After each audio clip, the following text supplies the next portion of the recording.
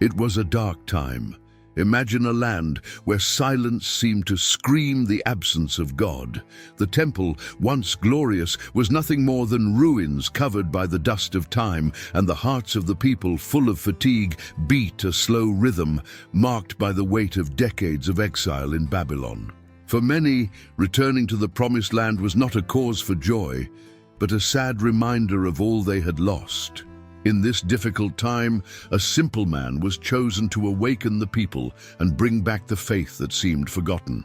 Haggai was born into a context of captivity, but his eyes were made to see beyond the chains of oppression. We don't know much about his childhood or youth, but it's easy to imagine that he grew up hearing stories of Solomon's temple, the place where God dwelt among his people. Perhaps he dreamed of walking through a restored Jerusalem, with chants echoing off the holy walls. However, when he stepped back into his homeland, what he found was the sound of emptiness, the echo of forgotten promises. Subscribe to the channel for more exciting biblical stories and turn on the notification bell so you don't miss any videos.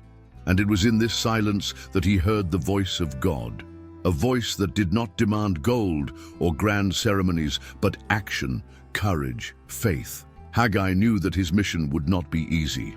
After all, how to awaken a people who had become accustomed to living with less, who preferred the comfort of their renovated homes to the challenge of rebuilding something as monumental as the temple.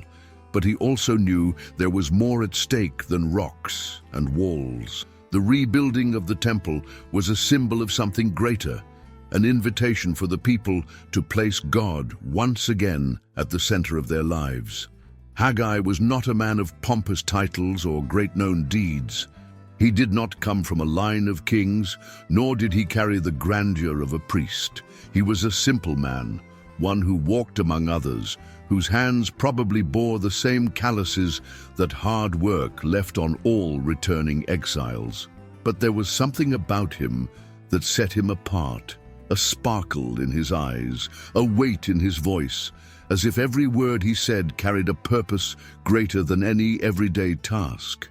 No one knows exactly when or where he was born, but it is certain that his life was deeply marked by exile in Babylon.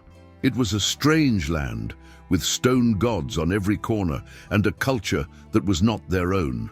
Perhaps it was there, in that hostile environment, that Haggai began to hear the call that would separate him from everyone else. He was no ordinary man. He was chosen, even though he didn't know it yet. When the people finally returned to Jerusalem, Haggai stood out, not for the strength of his arms, but for the strength of his conviction. He saw what many pretended not to see, a people who had lost their connection with God.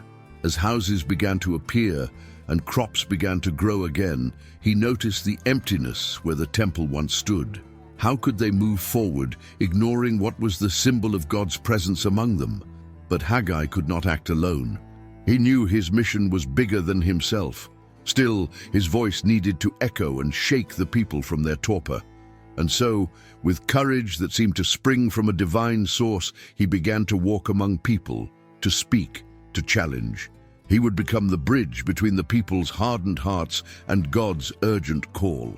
When the exiles finally set foot back in Jerusalem, they expected to find a scenario of hope, a promising new beginning. But what awaited them was a ghost town with broken walls, and the temple, the one that had once been the pride of the nation, reduced to stones scattered across the ground. It was a cruel shock, like seeing the reflection of a glorious past diluted in the cracked mirror of reality. For many, the joy of returning gave way to grim resignation.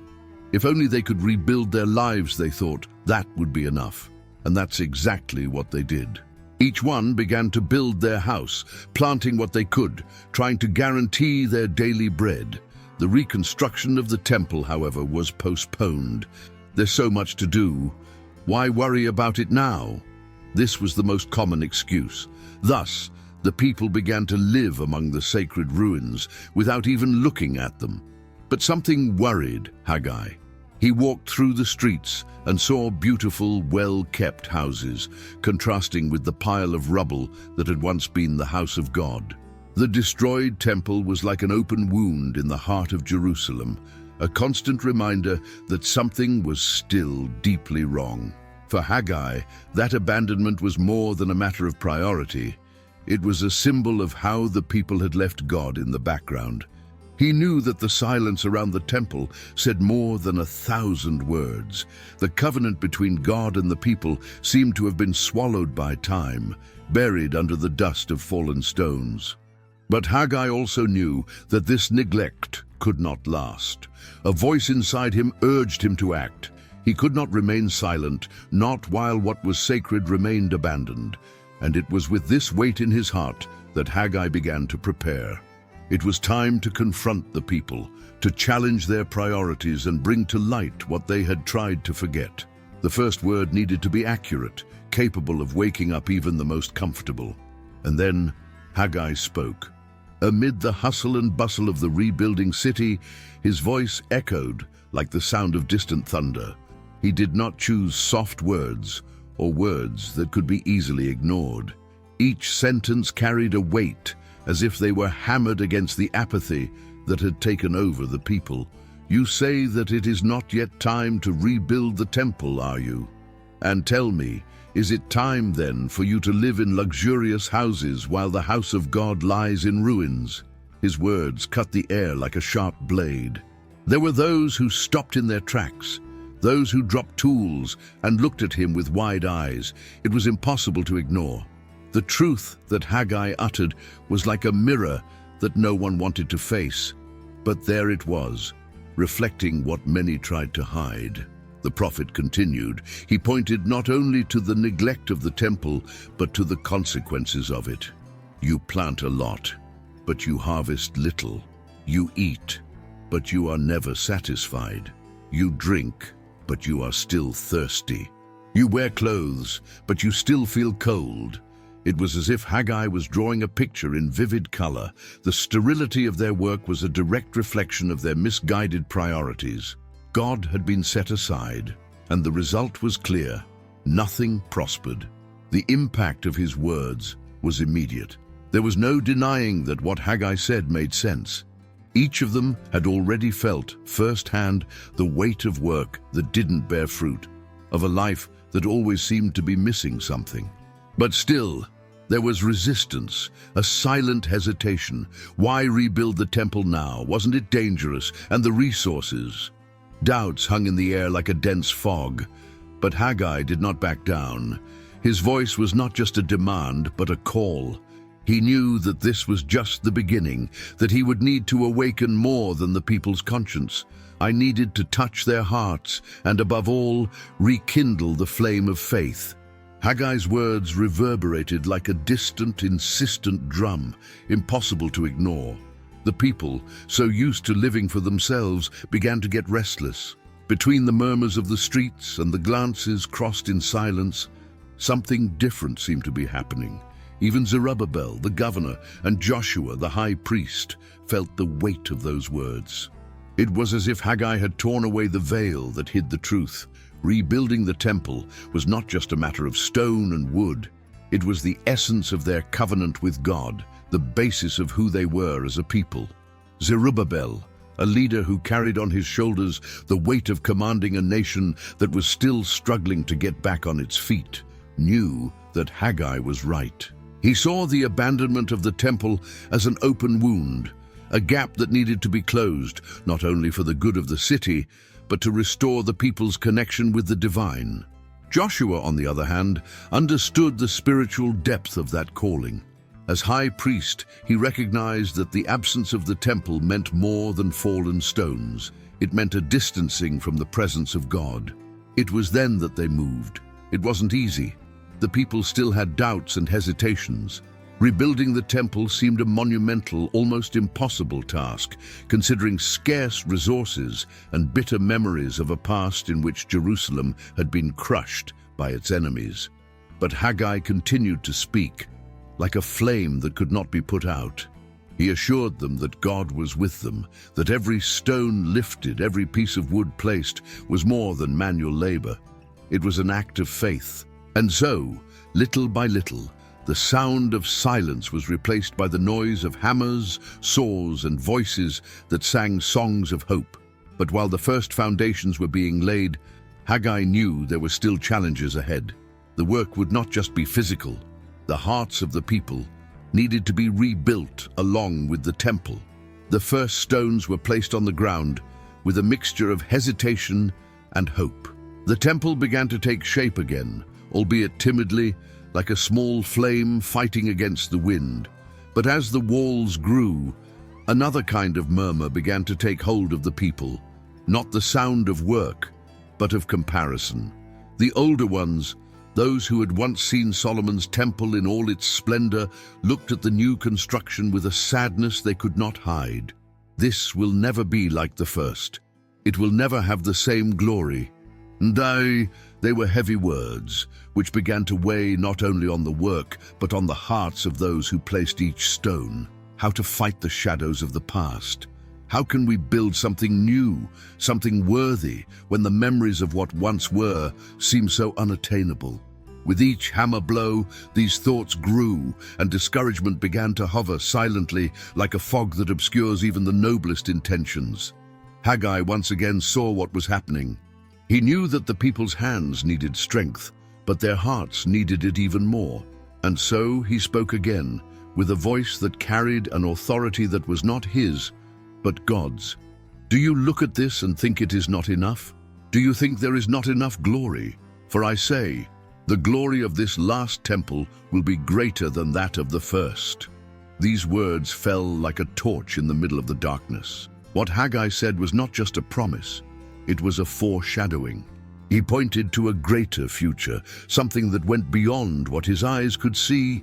The rebuilding of the temple was not about the past, but about what was yet to come. It was as if each stone laid carried not only the weight of the present, but the hope of a future glory they could not yet imagine. As work on the temple progressed, the people began to realize that the challenges were not just external. The stones could be lifted, but doubts and fear still seemed to whisper within them. It was as if every strong wind that blew through the city carried with it the memories of captivity and the faces of its enemies. No matter how hard their hands worked, their hearts were still heavy, hesitant, as if they were waiting for something or someone to interrupt everything again. A goose saw this. He realized that, even with the promise of future glory, the shadow of insecurity still hung over many.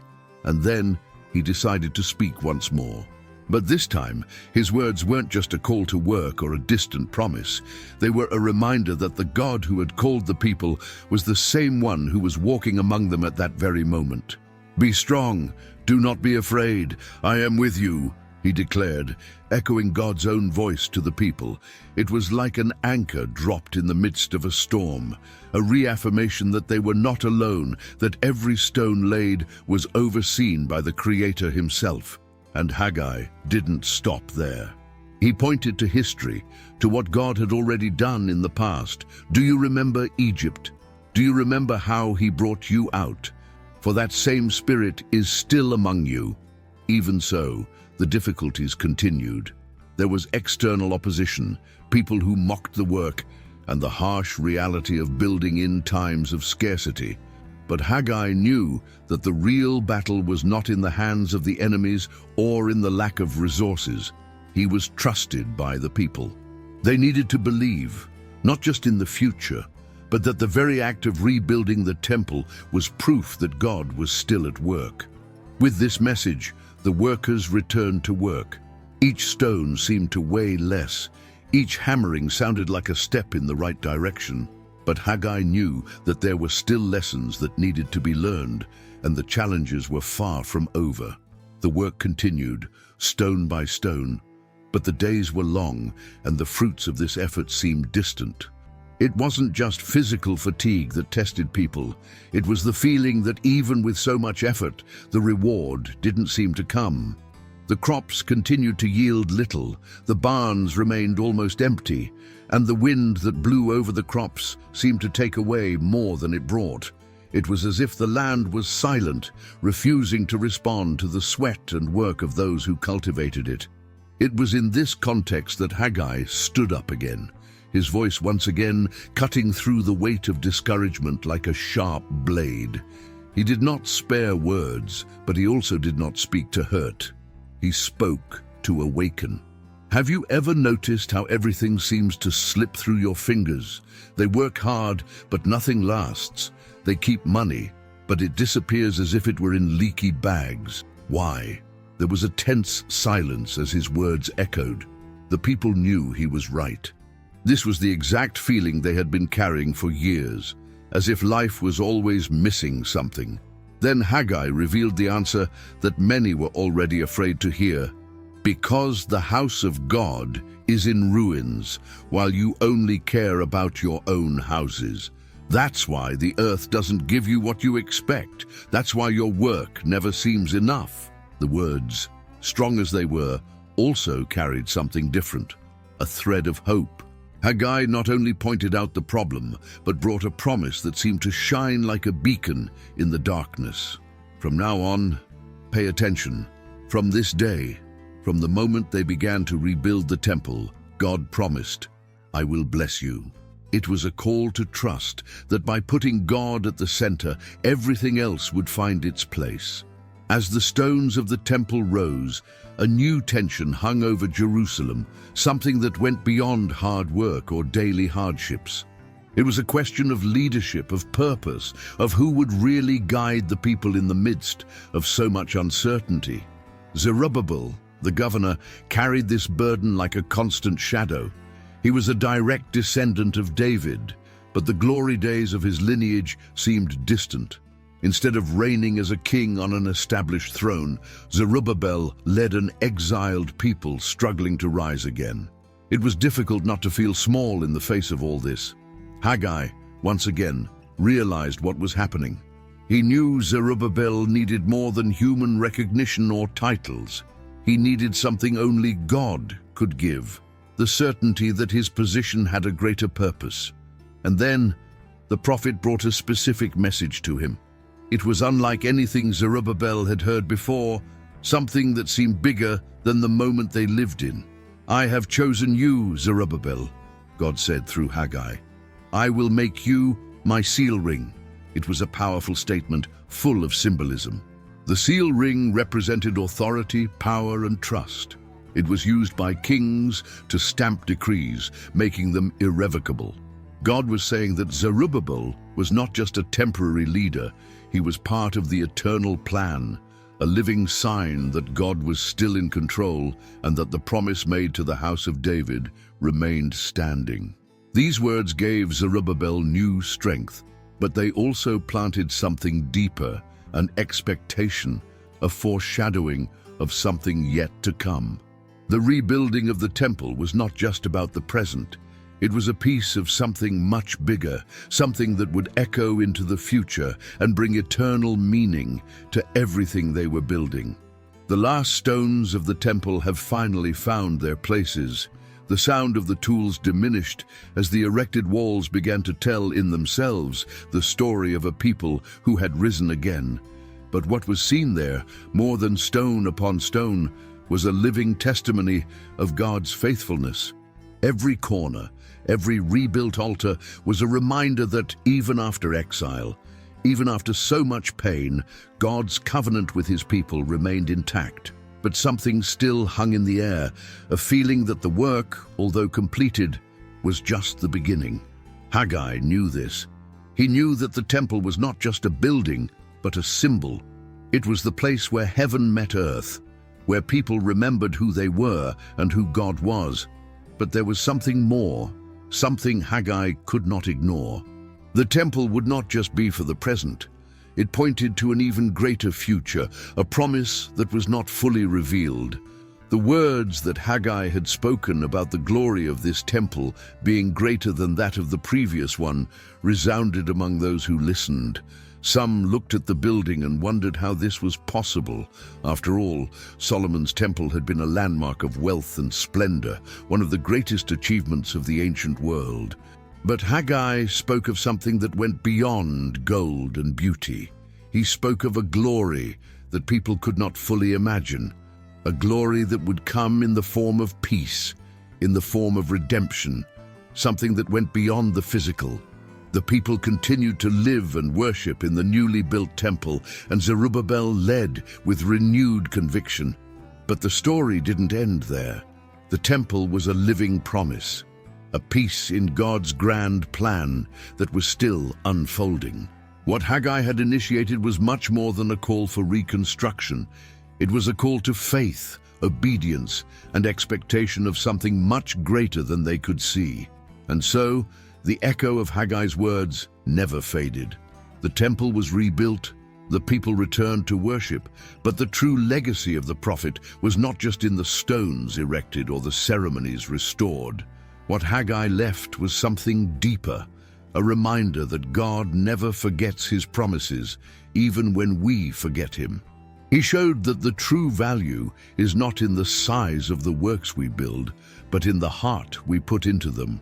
The story of Haggai teaches us that the biggest obstacle to reconstruction is not always on the outside.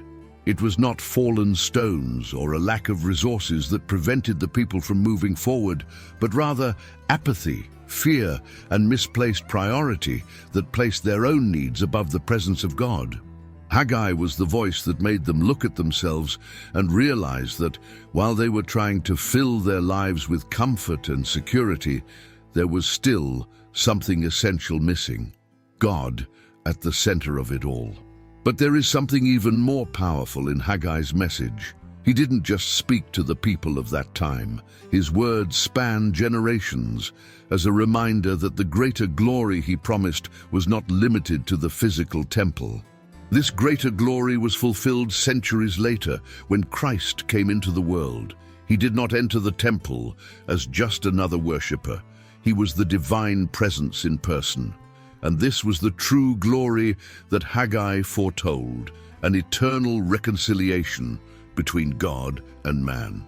Looking at the story of Haggai, we are invited to reflect. How often do we put our own concerns above the things that really matter? How many times do we settle for what is comfortable while leaving the essentials abandoned? Haggai's voice still calls us, rebuild what is in ruins. Put God in the place he deserves. This is the true work that transforms us, stone by stone, heart by heart. If you liked Haggai's story and want to continue following other stories of faith and overcoming, be sure to like this video and share it with those you love. And of course, subscribe to the channel so you don't miss any new content. Together, let's explore more powerful lessons from the Bible.